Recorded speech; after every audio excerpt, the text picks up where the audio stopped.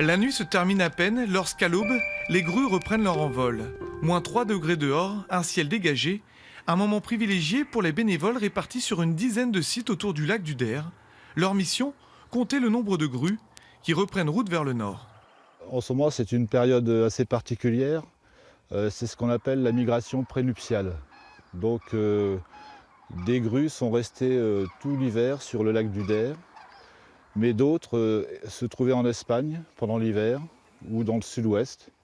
Et à cette période de l'année, elles remontent en fait vers le nord-est pour aller se reproduire en Scandinavie, en Pologne, en Estonie ou en Allemagne. Ce dimanche matin, 4940 grues ont été recensées autour des 70 km bordurant le lac. Elles ont été plus de 130 000 cet hiver. Un recensement primordial pour suivre au mieux les flux migratoires au fil des saisons.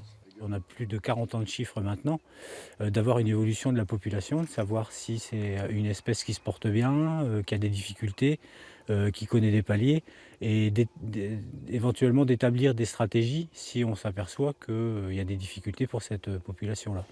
Une attention de tous les instants, car la grue est un oiseau à part qui a fait du lac du Der une résidence privilégiée, là où on en compte le plus en Europe ces dernières années. Alors forcément, les observateurs sont sous le charme. Je suis passionné comme les autres compteurs de grues, et puis comme beaucoup d'ornithologues. C'est vrai que la grue cendrée me fait penser à un esprit de liberté et de voyage. Les dernières grues quitteront la région dans les prochains jours avant de revenir dans leur petit cocon à l'automne prochain.